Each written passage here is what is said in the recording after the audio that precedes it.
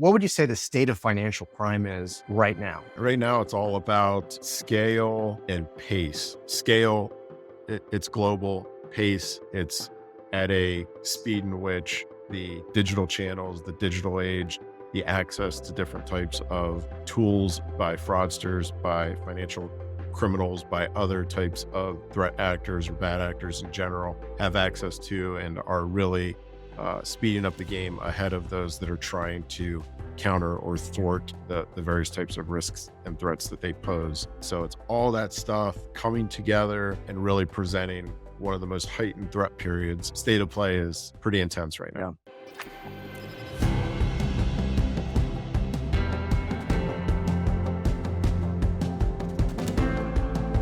Welcome to the Peak IDV Executive Series video podcast, where I speak with executives, leaders, founders, and changemakers in the digital identity space. I'm your host, Steve Craig, founder and Chief Enablement Officer at Peak IDV. For our audience, this is a video first series, so if you're enjoying the audio version, please check out the video recording on executiveseries.peakidv.com, where you can watch the full recorded episode, read the transcript, and access any of the resources or links from today's conversation. In this week's episode, I'm speaking with Vic Maculaitis, founder and managing partner at i3strategies. i3strategies is a market research and strategy consultancy that focuses on financial crime and compliance.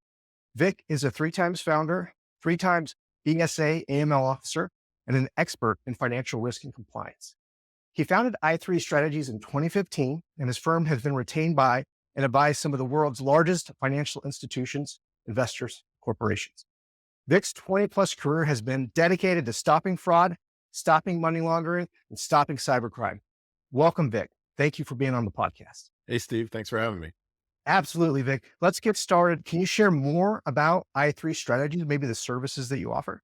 Yeah, well, thanks for the intro. And yeah, a little bit about i3strategies. We're essentially a market research and strategy consultant.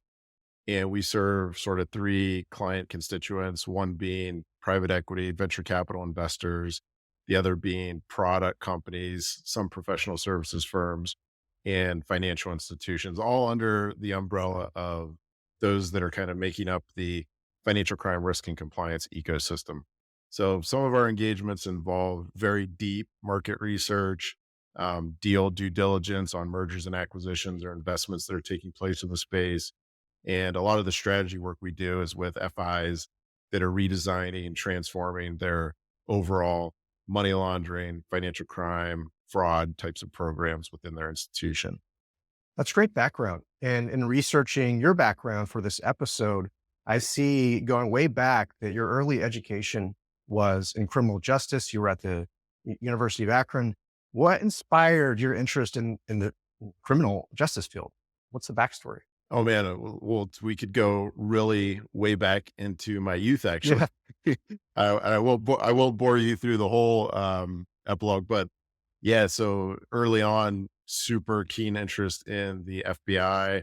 Oddly enough, at a very early age too, in sort of counterterrorism. Fascinated with that sort of threat and the types of agencies that countered that. So I think I was always on a path to do some sort of government service, military or law enforcement. And yeah, so naturally back in those early days, which is kind of dating me, criminal justice, political science were 2 natural fields of academic study. And that's what I set out to do at the University of Akron. I was fortunate enough to play baseball in college. So that was my direct path into college, was a baseball scholarship. And yeah, the academic program that I was put on was what they call a 2+2, which is 2 years criminal justice, and then rounded out your 4-year with political science. Those are 2 of my undergraduate degrees. When you were an elementary student, did they say, like, what do you want to be when you grow up? And you're like, the FBI, let me be a cop. Yeah. I mean, honestly, I think starting at age 10, whatever grade that associates with, off the top of my head, I can't think, but I can remember those books where you put like your picture, what you want to be when you grow up, who your new friends were in class this year, so on and so forth. And yeah, it was a pretty consistent, like FBI. Straight. That's great.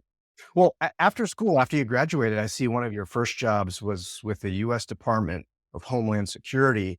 you're listed as an intelligence operations specialist. This is around 2002. It's like right around the founding of this organization in this post 9/11 world. Can you share more about how you got there? Yeah. So in undergrad, I did a couple internships with two different law enforcement agencies, one at the state level, one at the federal level, and that kind of prepared me to really jump right in to federal service as I was graduating, like literally from undergrad. And obviously, in the very short period of time post 9/11, with various agencies and specifically the Department of Homeland Security being formulated, it was the thing that really springboarded my career, jumping in at literally 22 years old into that type of role. So yeah, there was no gap in between. At that time, a lot of classmates, teammates. It was the whole, well, go home for the summer, have a good time, kind of look for what the career is in front of me. And for me, it was, I literally went into training. I was on the job right out of graduating undergrad. And it was clearly a pretty intense environment in those post 9/11 days. Yeah, I remember that period of time, as war started off, and we're really trying to figure out how to protect the country from not having another terrorist attack like that. So thank you very much for your service. But you spent several years in public sector, and then at some point you went over into banking. How was that transition?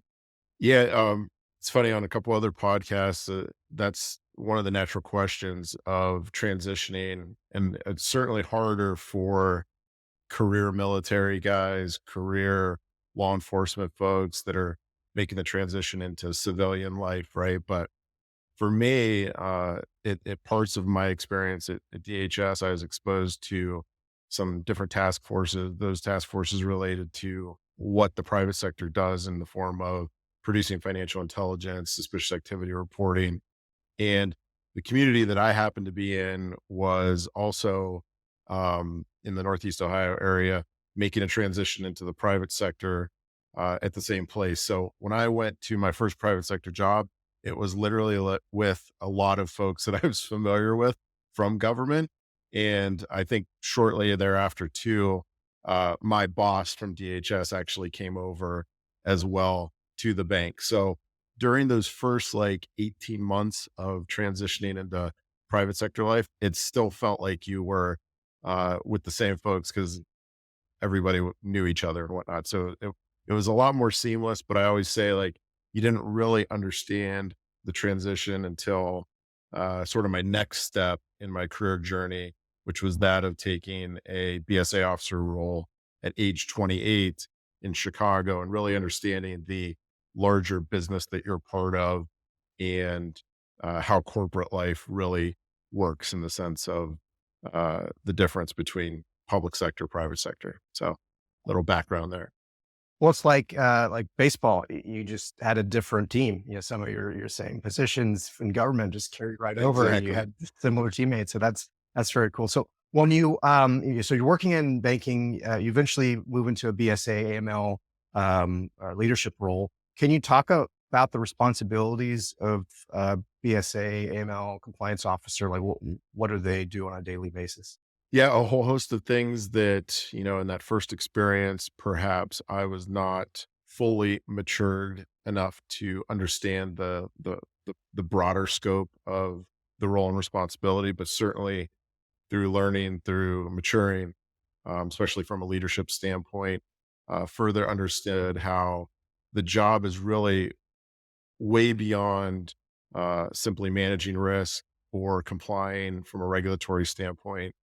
It's running a business function, and running that business function entails obviously leadership because you are leading people and teams, but also from a financial standpoint, from a P&L perspective, from a budgeting perspective, it's understanding that component. There's tons of strategy involved with the way in which you organize your teams, your groups, your structure overall, and how that yields the most value and benefit for the enterprise in which you're operating. And what I mean by that is essentially how are you providing all of your constituents to include shareholders of that publicly traded firm that you're working for the most amount of value.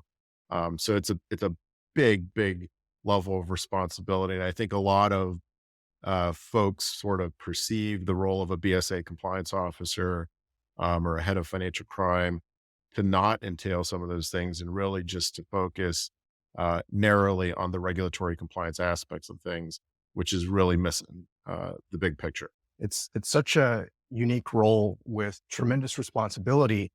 One of the facets of the role is you could be personally held liable for mistakes, maybe even criminally liable, and go to prison. How do you think the high stakes of a job like this impact decision making and then your own personal health and sanity in that role? Yeah, I mean, it absolutely takes a toll, and I think that's a great point on decisioning. It sort of becomes a blocker to speed and decision making. It becomes a blocker to even adequate levels of decision making as it relates to supporting those things that I mentioned previously in terms of shareholder value and whatnot.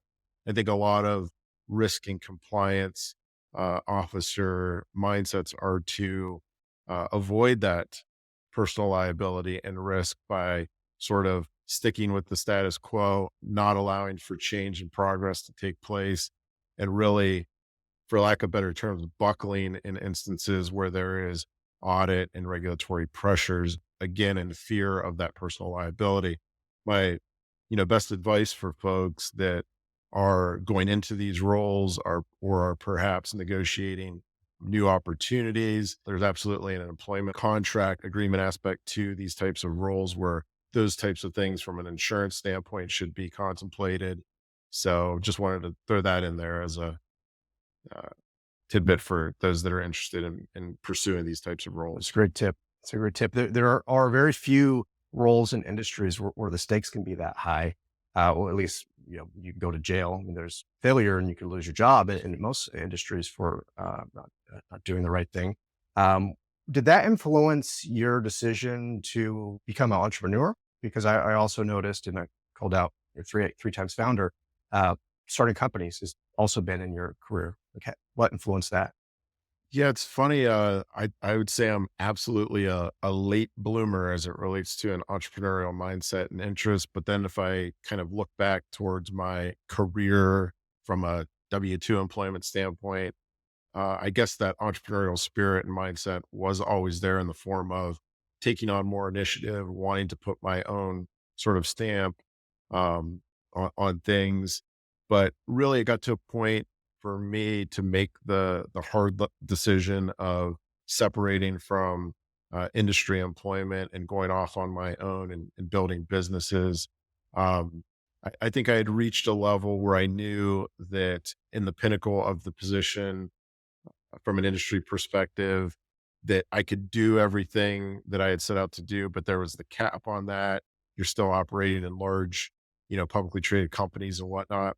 I wanted to build, right? So it, some, I guess the switch kind of um, went on in that sense from a builder standpoint, and that's what really drove the founder sort of passion and the building part. So it happened later, but again, in looking back and analyzing, I guess the spirit was always there. But I think at the turning point, it was I had gained the confidence. I had things structurally in place around my personal life and whatnot, which I suppose folks looking in would say, well, that sounds crazy because I was just starting a family, a big family, making different moves. So what kind of person decides to leave, a lucrative career under the guise of, W-2 employment to go out on their own? But risk taking, I guess, is the answer to that. Risk take well, that mind set shift from being a BSA, AML compliance officer, where your goal is to minimize risks,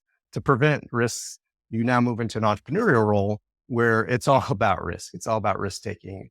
Yet you're serving that ecosystem. So that's great.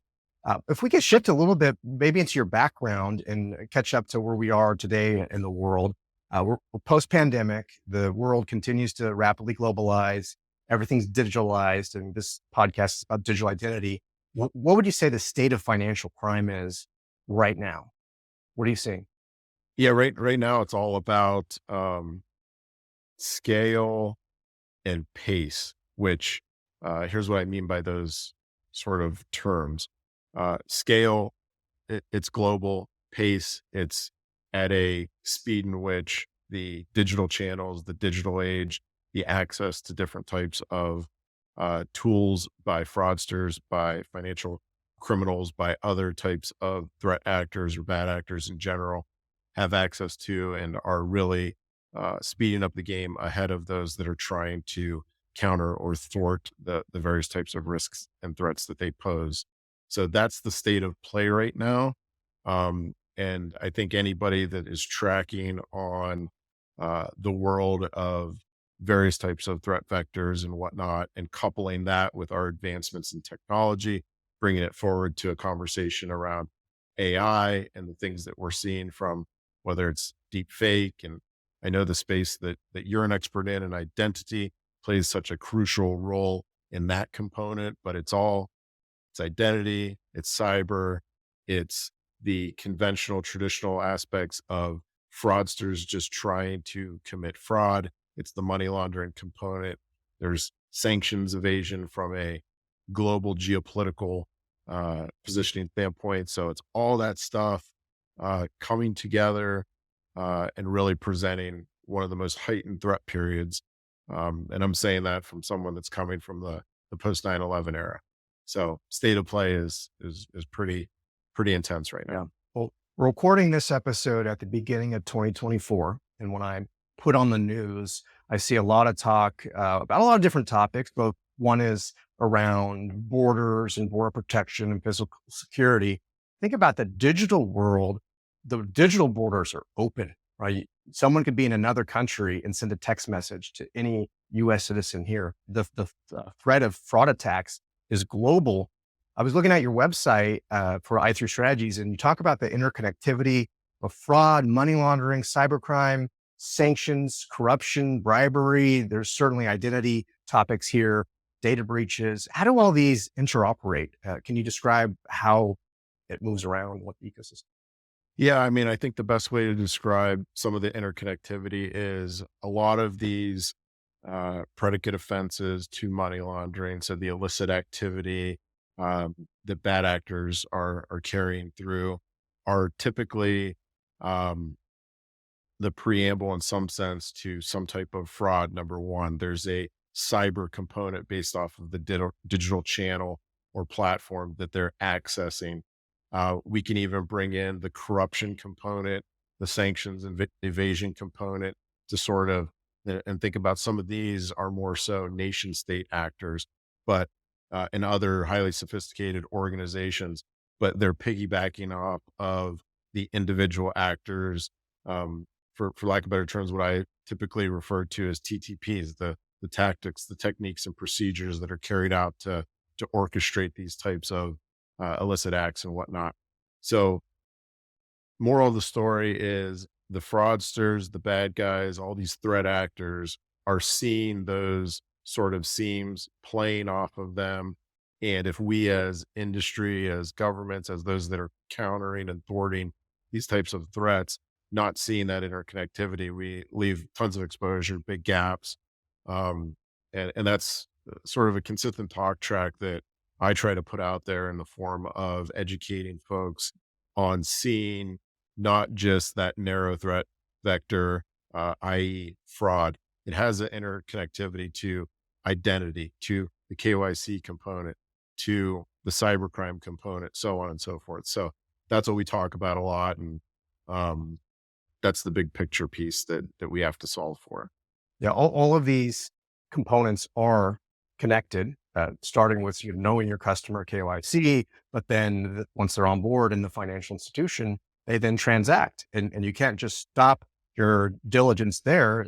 Money's moving. You need to be doing transactional monitoring and report suspicious activity. There's a whole process, and there's a balance between privacy and security too, because we as citizens don't want the government snooping on every single one of our transactions. I was looking at your client roster, and it's really impressive. You've got the who's who of the biggest banks in the world. tons of budgets and people, but they're reaching out. Where are they struggling? How are you helping them? On multiple sort of dimensions of the problem, right? I think that a lot of our clients, a lot of institutions that I've been at historically still struggle with seeing that big picture that we're talking about. And there's a strategy element at play. There's also things related to historical people structures, historical processes, many of which being manual, historical or legacy systems from a technology standpoint. So the main problems that we often try to solve centers around one word, and that one word is integration, playing off of a strategic way to approach building these programs, building the operations. So at the end of the day, there's a lot of, marketing buzzwords. There are a lot of other types of narratives that surround the space from a regulatory compliance standpoint, from a risk management standpoint. But as firms are trying to better organize, better strategize, better execute, effectiveness is the actual word that's at play. And that's a part of the big pain point that we try to solve for is how do we make these programs and operations more efficient, more effective? But getting into the weeds, you look at things like data governance, privacy, as you mentioned.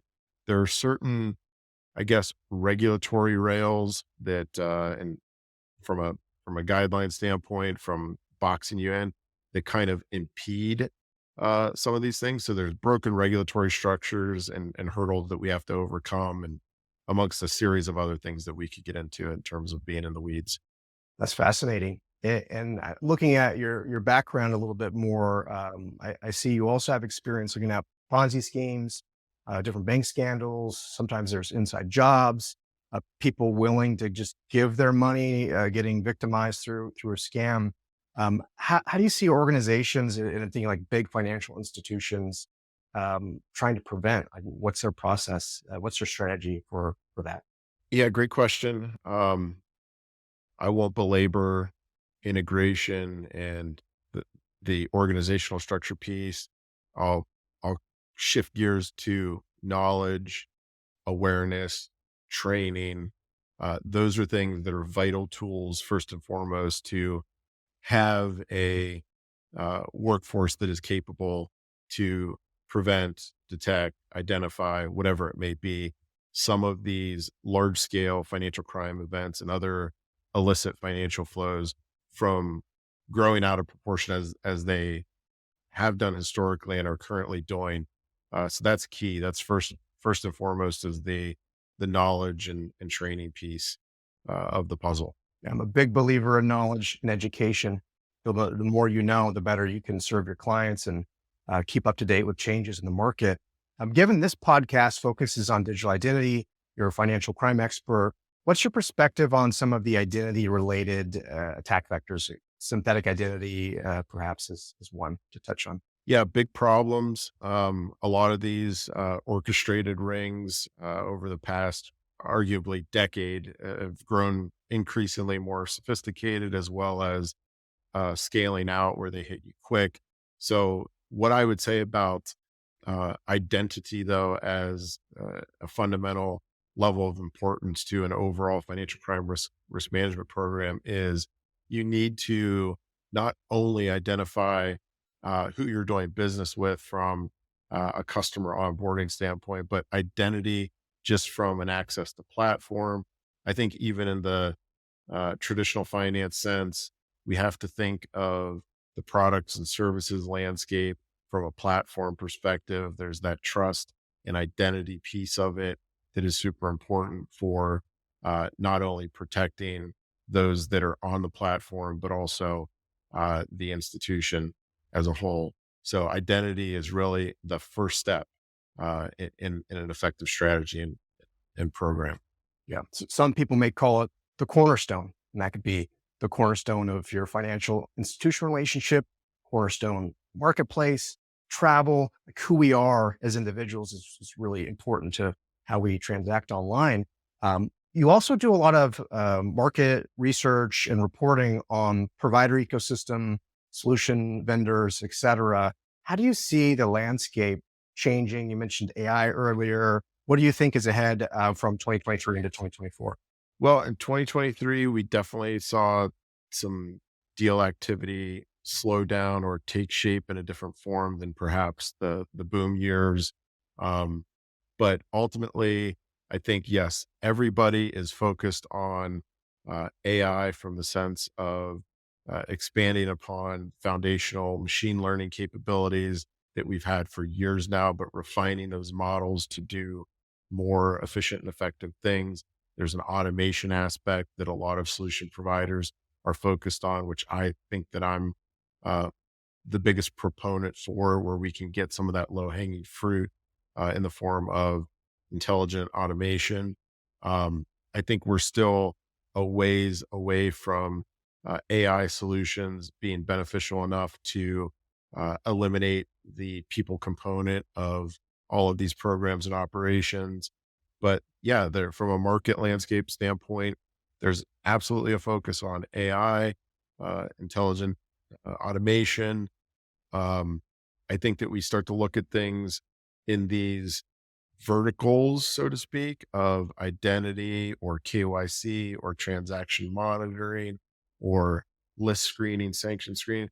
When we are building that narrowly, I think sometimes it's out of necessity, but I think we overbuilt that narrowly over the past few years, where there's going to be some market correction in the form of acquisitions or early stage companies that aren't making it out. The big winners are going to be focused on the multiple facets of the market need and problem.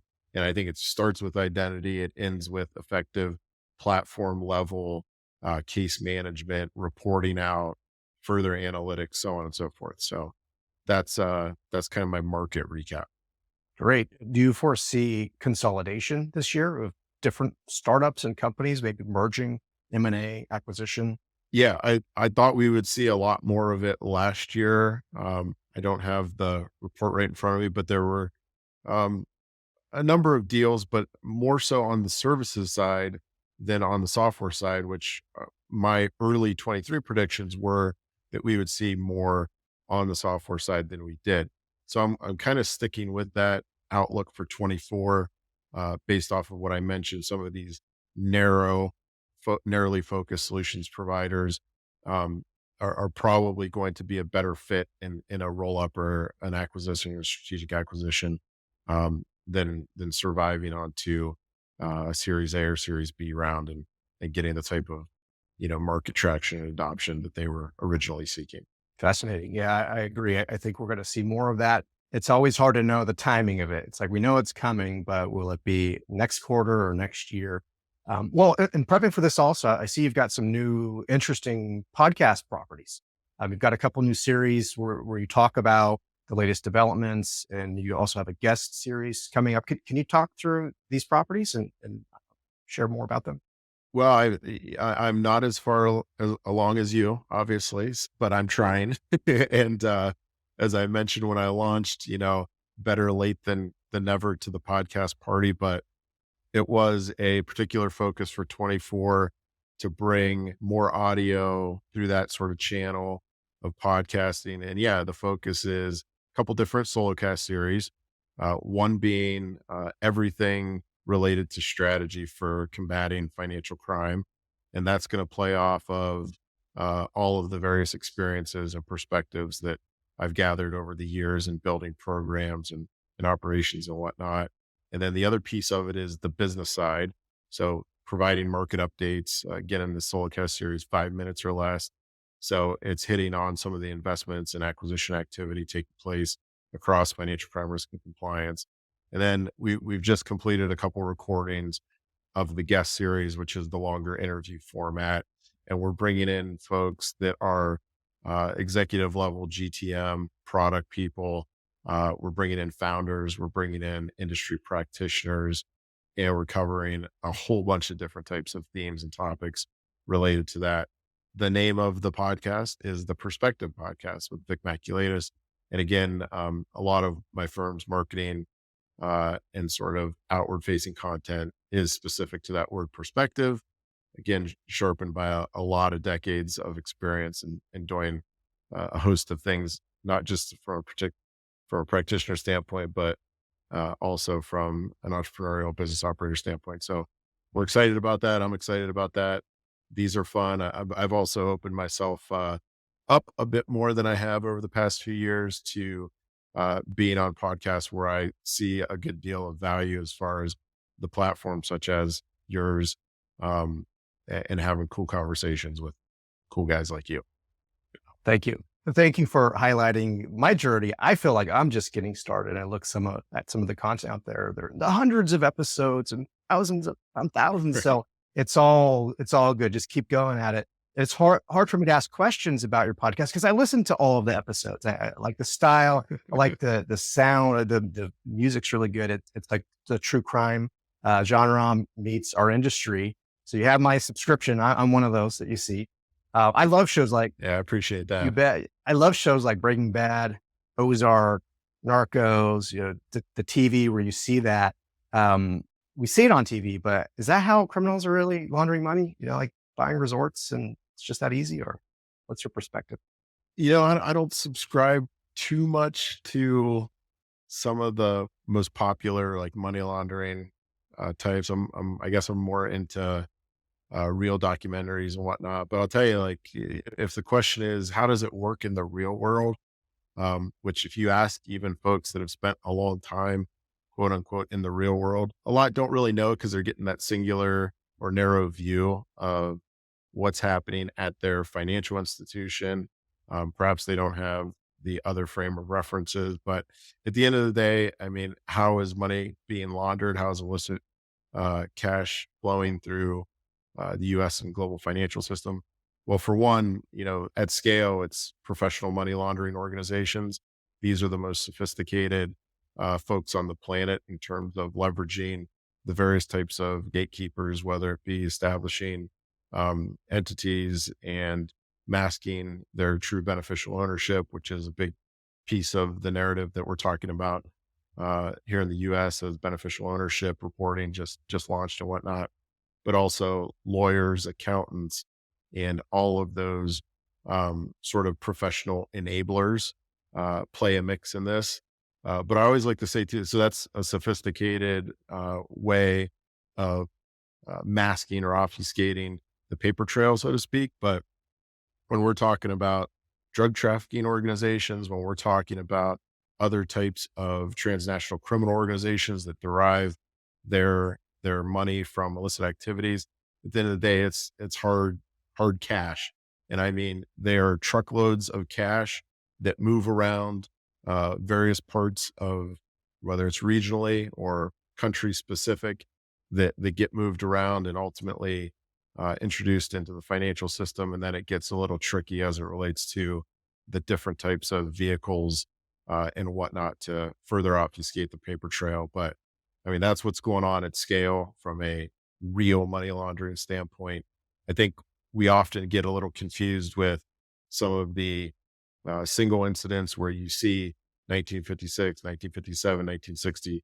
These are federal statutes for money laundering. Those charges being brought against perpetrators here in the U.S. Those are very narrow case by case versus the money laundering problem as it exists today, arguably to even the fraud problem as it exists today, how that type of those large sums of money get vacuumed out of the system based off of the type of frauds that take place. So that's what's really going on.